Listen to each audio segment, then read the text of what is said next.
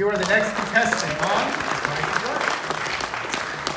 So I'm going to let you guys read that, but what's really cool is this gentleman, Dan, is responsible for all of Microsoft's business and education around the world.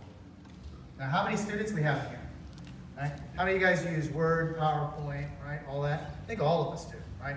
So you know, Dan's group is responsible for all of that business, and I'll let him talk more about that. What's also cool is that Dan is a gamer, right? Dan's a gamer, and I think there was a small game called Halo. Was that right? That's the one. I think my kids invested pretty heavily in that franchise. So you know, Dan was with the Halo franchise, and so you know, bringing that expertise from gaming into education. I think this is a big theme, guys. I think there's something here. So without further ado, I'm going to turn it over to Dan. You know what I got to do? Can we change the slide deck over? Sorry, thank you. I'll go work with technology. Okay, appreciate it.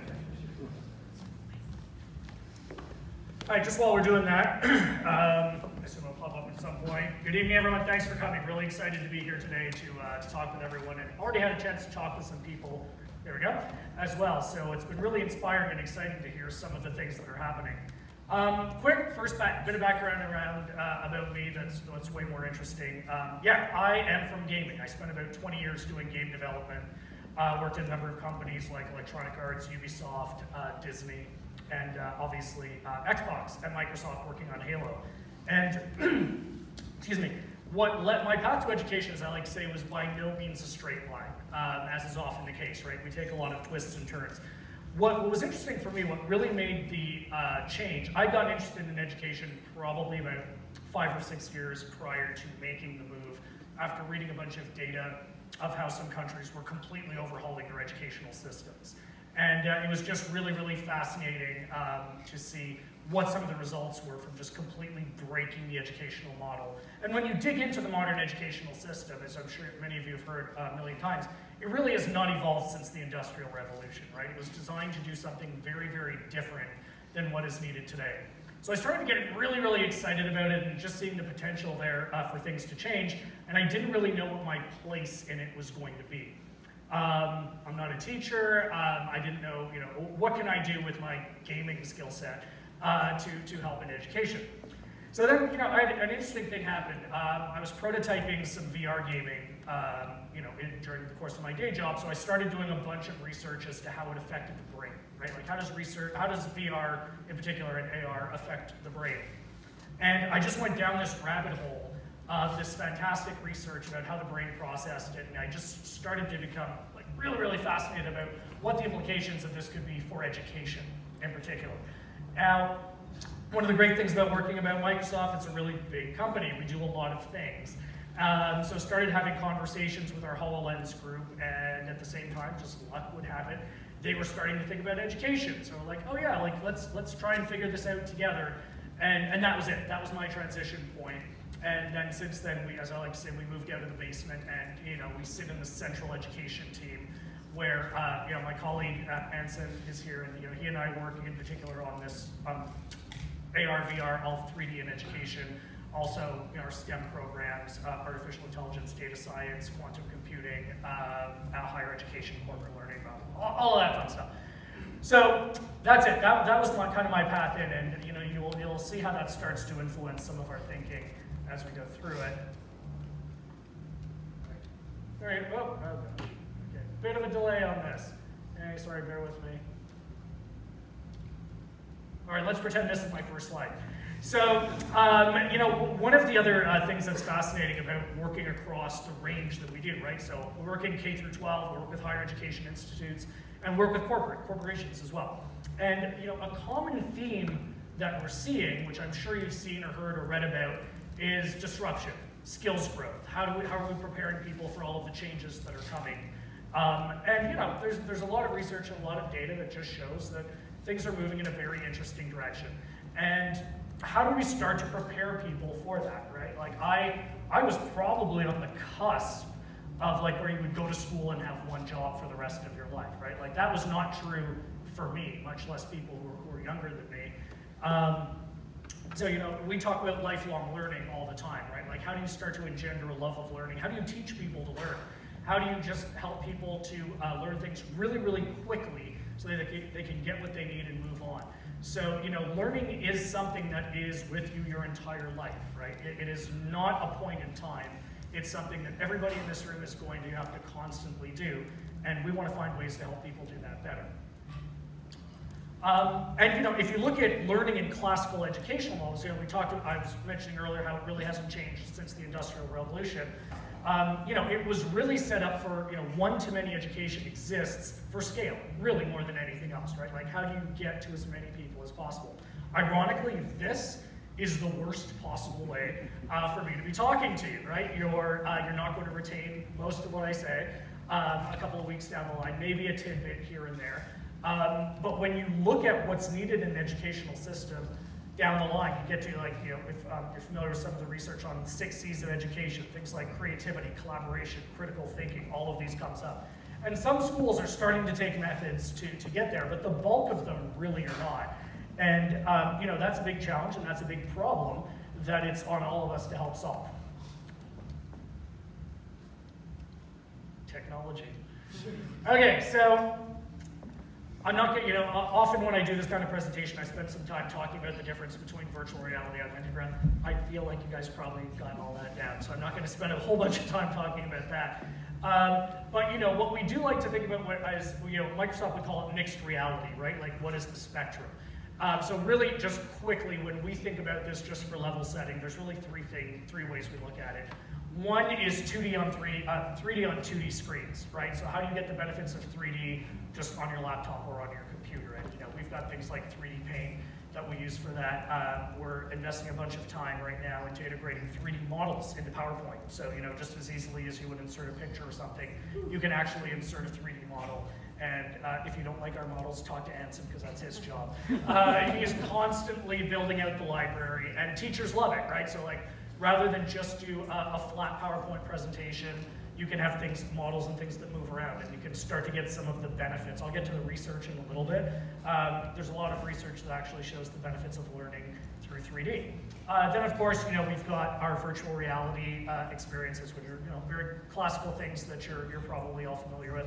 And then, of course, at the other end, we've got HoloLens, which is our augmented reality platform, which traditionally has been, you know, corporations, we saw a lot of use in that. It's bleeding very quickly into higher education in a lot of places. We'll talk through some of the case studies and success stories we've seen with that. And we're even starting to see those show up in secondary schools as well as they get more and more effective.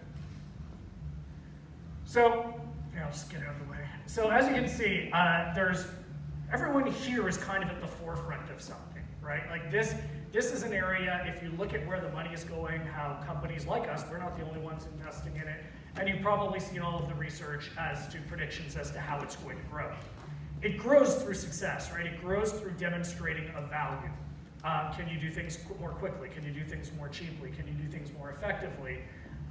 You know, I'm here to talk about education tonight, so I won't talk about a lot of the corporate stuff we're doing, but it really is transforming workflows, and it is impacting education because we're starting, you know, it's being used a lot in automotive and manufacturing and a number of other industries. We start to get questions from our corporate partners as like, how are you helping graduate people who can work on this and understand how to do so? Then, you know, it starts to go into our work in higher education, not just using the device to teach, but teaching people how to develop for these devices.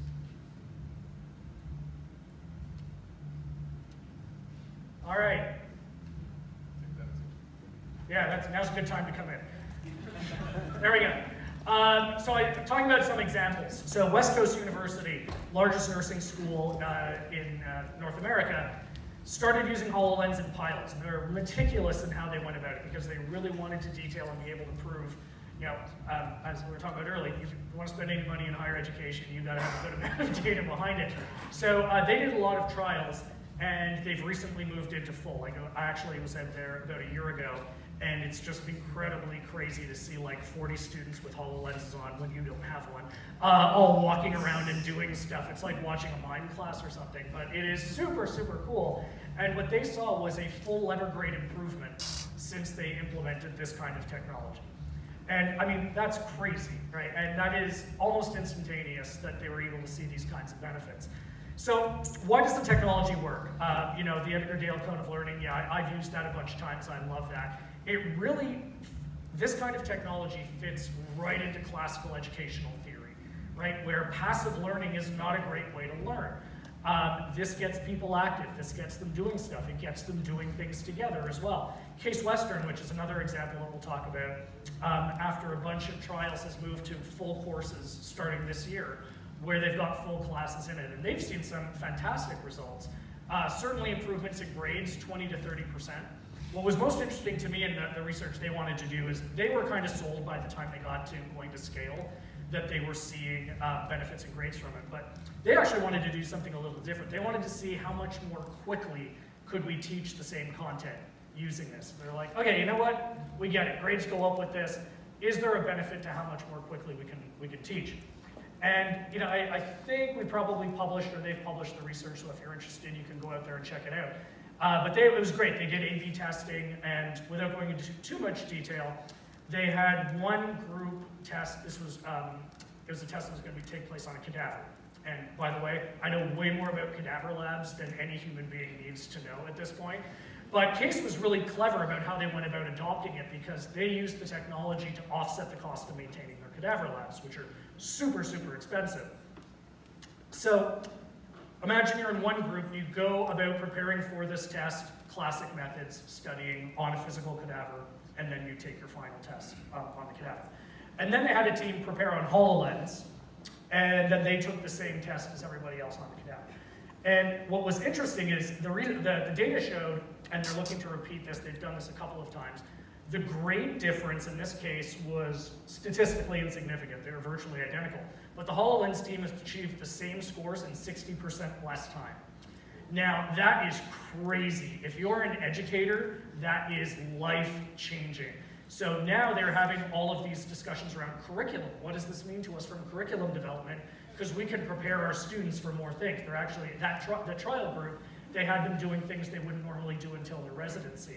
So they're starting to be able to better prepare their students for the next step. They've done some really cool, and then they moved on to retention. They've been measuring retention. I cannot talk about those results yet. I think we're releasing them in a couple of weeks, but it is equally earth-shattering and exciting. So we're gonna see if this video works. Videos are always 50-50.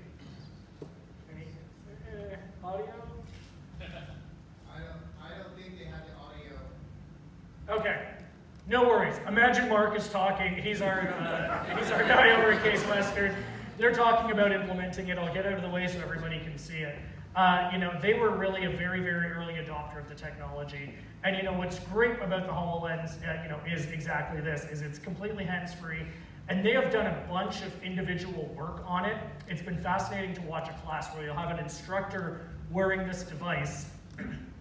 And just imagine we're all in the class and I'm the instructor.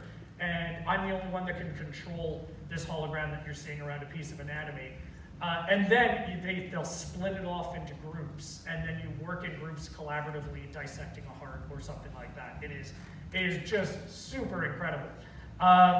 And here's a bunch of people just talking about how much they love AR and VR. Sorry, I think all of these videos are probably available on YouTube. It really kind of, you lose the punch without audio. So, you know, as mentioned at the beginning, one of the first challenges I saw when I started talking to educators about this technology was resistance to technology, right? If you're a teacher, you are not, you know, you've seen technology come through all of the time. And, you know, teachers were really, really great about pushing back and saying, show me the data that says if I invest my time and money in this, that it will actually show impact. So we're like, yeah, you know what, we're gonna do that. And there are a couple of things I wanted to do differently. First of all, we didn't want to do our own research, not because we're lazy, but as I like to joke, no teacher would be shocked if I rolled up with a bunch of research that Microsoft paid for, saying that this is, you know, the best thing to ever show up. So we actually pulled together over 200 peer-reviewed studies on using AR and VR in education, the good and the bad, and pulled all of that together. We recently released a white paper that Anson was responsible for pulling. So again, if you don't like it, his fault. If anyone's interested in getting it, that's up and publicly available. I don't think we have the link in here, but just go see. Anson, could you put your hand up? Sorry, just for a second. That's your guy, if anyone's interested in checking out the white paper. But we saw a couple of things really pop out. First of all, as we talked about, improves learning outcomes, and I will go into a little bit of detail on that. Also fosters self-directed learning. Students were a lot more interested, right? Amazingly, it's a lot more interesting than sitting there passively for 45 minutes while somebody talks at you. Shocking.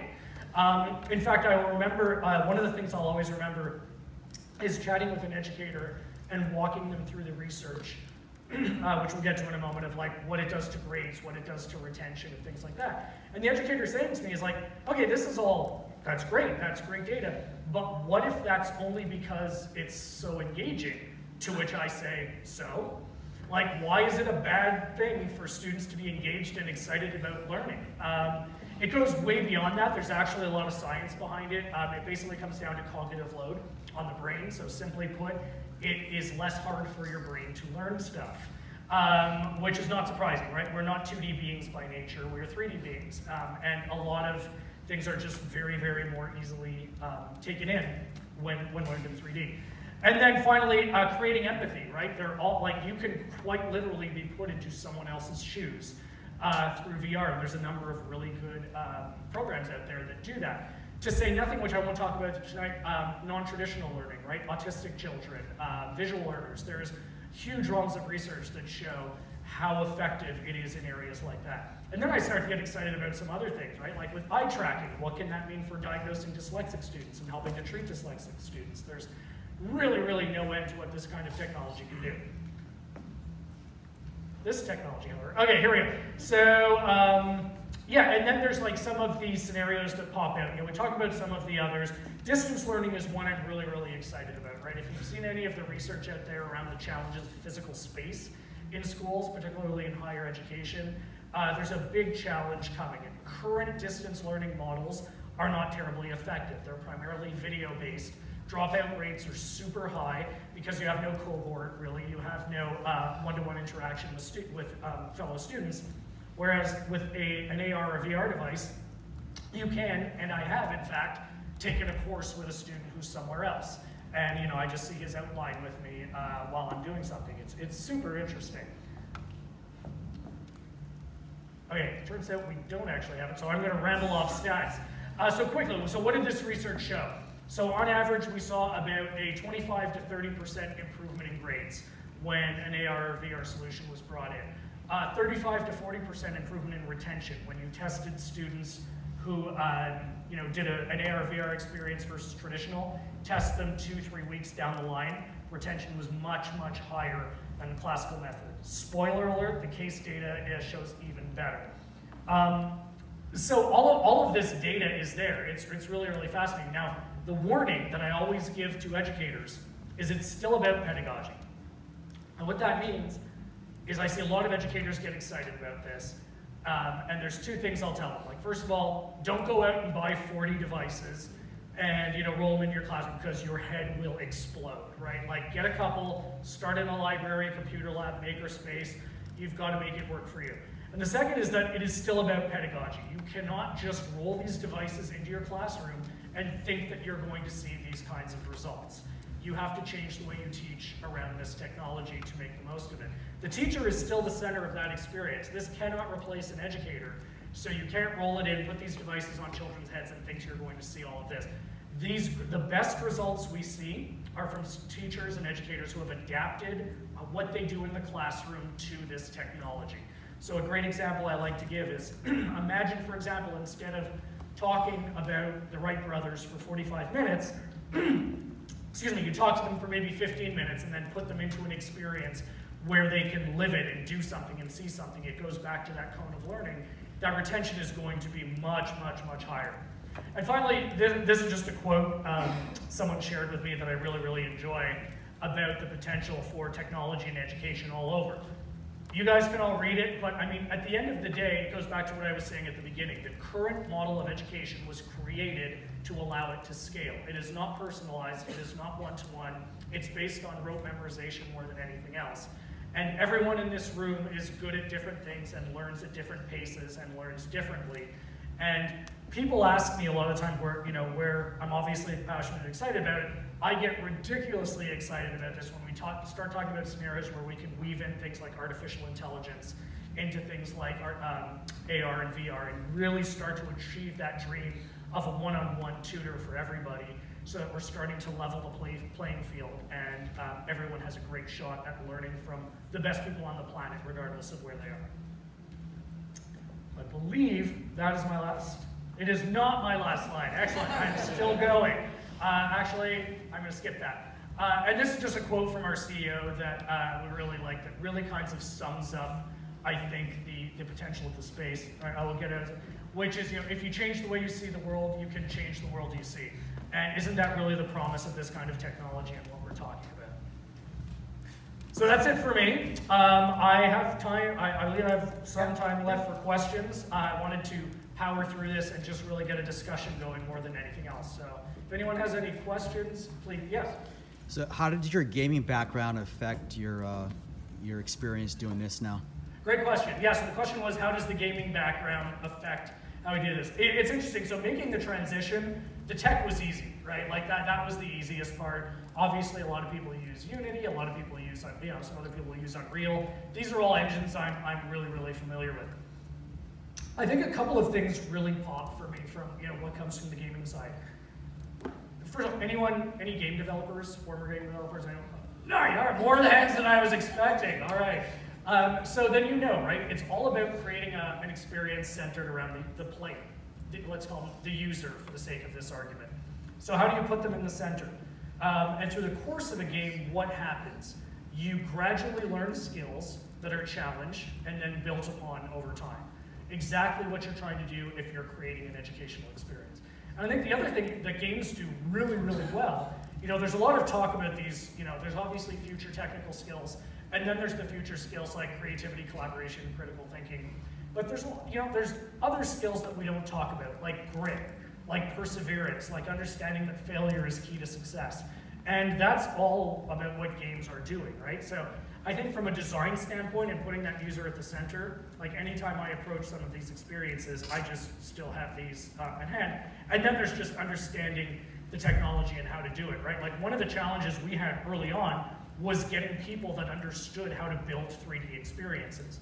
We have a lot of people that know 2D, but designing UI and movement and things like that in a 3D world is a very, very different thing. So we and many other companies pillaged two areas, right? We pillaged game developers and we pillaged 3D film, because these are people that had that kind of background and could make the transition very easily.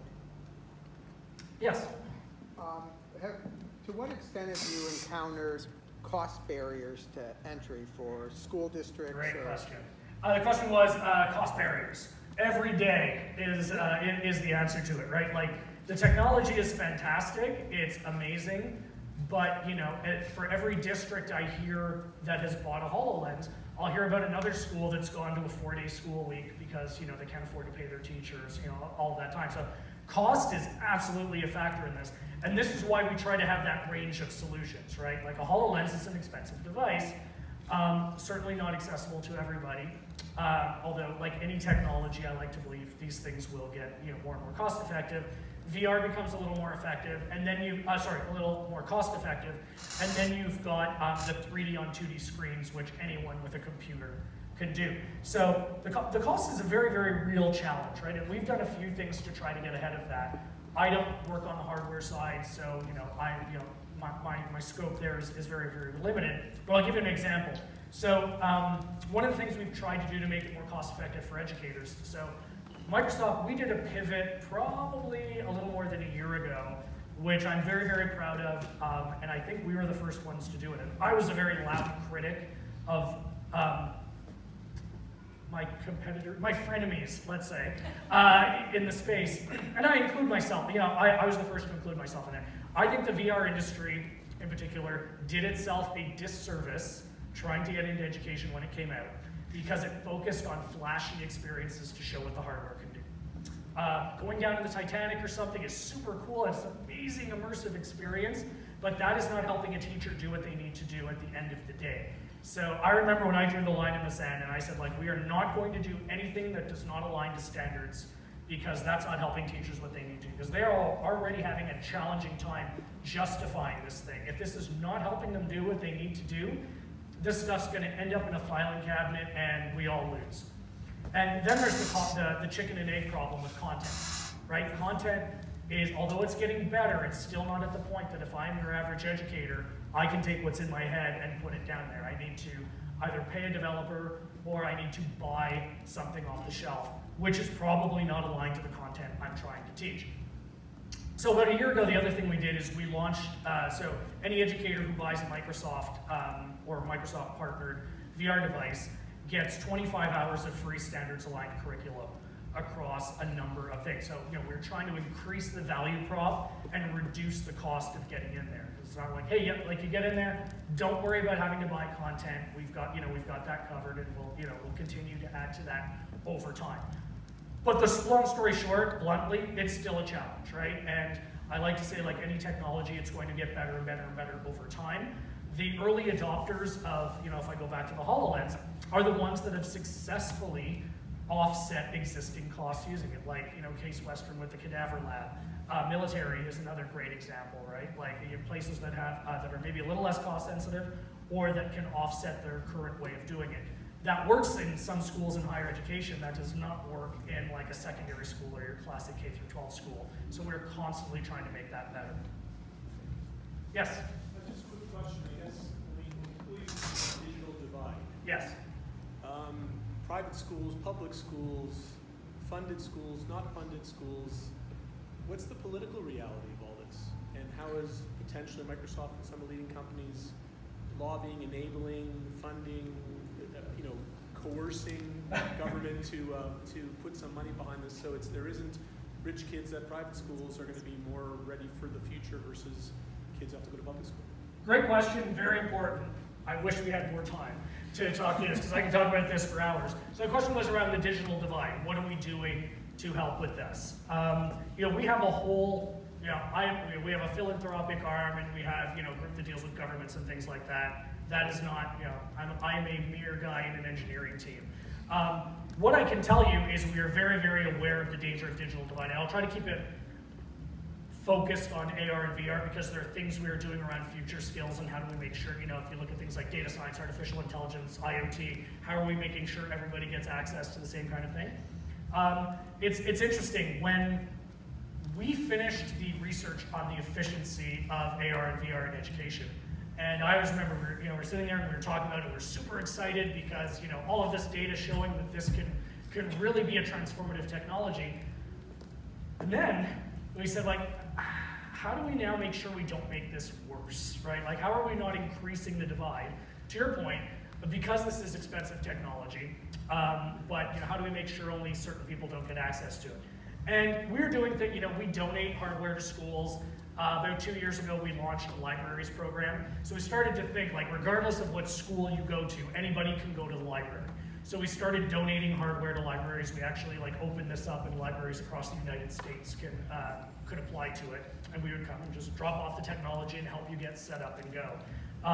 So we're doing what we can within our space. As a company, Microsoft's a big company, and there are people far smarter than me doing far better things than that towards it. I can tell you, as a company, it's something we take very, very seriously. There's a great quote I heard, and I'm going to take credit for it because I can't remember who said it. But it was like, access to quality education should not be determined by your zip code. And I just really, really love that. And we keep that in mind with everything that we do. And as we do a lot of focused work right now on future skills, that's very, very top of mind for us to make sure that any content we have, we recently put out some free content to learn how to be a Python developer, right? Like, we're constantly trying to do more and more of these things so it becomes as accessible as possible to everyone. Yes? Do you see any positive change in the standards world related to VR, AR, and education? Anything that you guys are involved in or think is happening? Can you be a little more specific? So I'm a contractor with ADL, okay. And back in the 90s, we had Swarm become a big thing to help get e-learning normalized. Do you see any opportunities, for this association or other places to help democratize the content and the experiences out? Absolutely. So the question is just around standards. How do you just get the kind of technology out there a little more? And are there opportunities? I think there's definitely opportunities. I can tell you, I've had conversations, more conversations in the last 6 months with government around this than I have probably since I started doing this. And I think it's through things like this, right? You just start to get a groundswell, you start to get motion, people are talking about it. you know, you get to a lot of the challenges of like the buying of this kind of hardware. It varies from district to district. It's not centralized. You know, we're not a top-down system like some parts of the world where they'll just be like, yep, we're doing this, and then bam, it just goes out to everybody. It comes down to outcomes, right, at the end of the day. And I think this was a big missing piece that we as an industry had to deal with, was to prove that this is just not a shiny, flashy thing, that it actually can change learning outcomes. So I think these kinds of organizations, absolutely. Trumpeting the success stories, you know, absolutely. And I think there's a lot to do, because I genuinely believe that if this type of technology gets to scale in education, it is going to change things forever. So anything we can do to help it get there, I think we need to. Yes? So where do you see the challenges on content? So, you know, I think about How much time have you got? well, I think of the smartphone and the tablet and things like that, and to me the barrier is not the technology, not even the budget, but it's the McGraw-Hill education. It's those institutions that are already in the school systems that are really good at publishing a book, but may not be so good at anything else. You know, from a digital perspective, you know, Orange County here in Florida, they all get computers, right? And all their textbooks are on the computers. They're flash files. They're, Right. you know, like they're not, they haven't changed the curriculum with the technology. Right. And I mean, and that goes back to my earlier point. That just needs to happen, right? I want to make sure I answer your question. I heard maybe 2 questions in there, so I'm going to try to hit them. And I mean, we have done, you know, we did some work with Pearson on the Hollands, and they developed some things for us. You know, they've got those relationships, they've got that trust and things like that.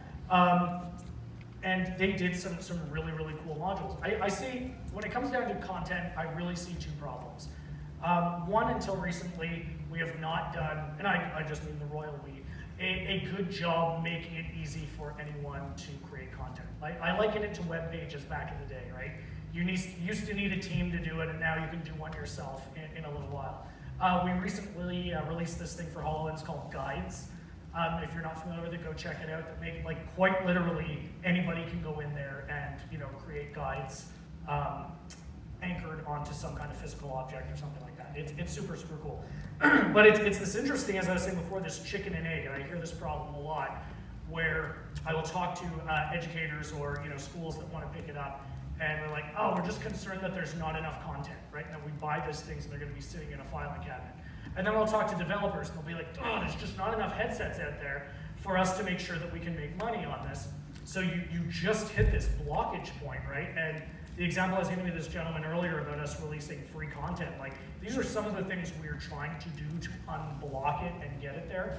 But, you know, you've got certain industries that are way less price sensitive than education, where you can do these big showy experiences. But insofar as education, it's a huge problem because it is still relatively expensive to create content for this. This is why every chance I get, you know, back at work, I'm advocating for tools to, you know, it doesn't have to be fantastic. It doesn't have to look like Pixar did it or like, you know, a game studio did it or something. But just how do we start to give educators, how is it as easy as just making a PowerPoint for your lesson, right? Where you can just like drag and drop and put some things in. And the reality is we're not there yet. And I believe that is, you know, going to continue to be a barrier. We're not the only ones who, I think, have, you know, realized this. A lot of people are creating tools to make it easier and easier. But when it gets to education, I think that's the missing link. It's just, as an educator, I have something very specific I want to teach that I'm not seeing anywhere on this menu of options of things I can go get. I need to be able to create my own. One more question? Yes, sir. Dan, anyone else, sorry, I don't get to, just feel free to grab me up. do you find that gamification of education actually leads to increased student retention? Oh man, should have picked someone else. That's a big one. So the question was, do I think the gamification of education leads to increased retention? That's the question. And that's regardless of form factor. So I believe games have the potential to be a huge, I will say I have a bias given my background here. Let me just open with that. I think games have a huge potential in education that has been undervalued for a long period of time. And I think there's a few reasons for that. Games are still associated with wasting time. There is concern in the classroom, right? Of, you know, probably familiar with Minecraft, right? We have a Minecraft Education Edition. There is still, professional development gets missed a lot anytime technology is rolled into the classroom, that you can't just roll it in there. You have to teach your educators how to do it.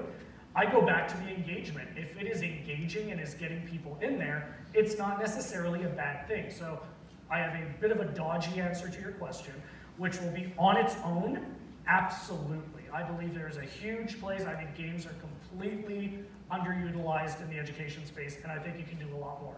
That said, I think the system needs to change to allow that to happen, or we need to start thinking about how are we going to train teachers to use it more effectively. I'll give you an example. So my oldest son, he's 7. He's got this game they're playing on iPad at school called Prodigy. It's math, but he's basically playing a wizard running through a dungeon fight. So he's in, like you've got him immediately right there. But the way you cast spells, and if anyone from Prodigy is watching, I apologize if I misrepresent you. But my understanding of it is the way you cast spells are through solving math problems and geometric shapes and things like that. He loves math now because he's like battling dragons doing it, right? Like, and it doesn't matter why he's doing this, right? Why he's enjoying, who cares why he's enjoying learning math? He's enjoying learning math. And we had some other meetings today while we've been here, just like kids screaming and laughing while they're learning physics. Like, that is not a bad thing. I think games do a lot of things really well. I talk for hours on this, but as I was saying before, it gives you skills, it builds on it, it rewards progress, right, through things like achievements and things like that you can go up. It's increasingly social in nature, it's increasingly collaborative.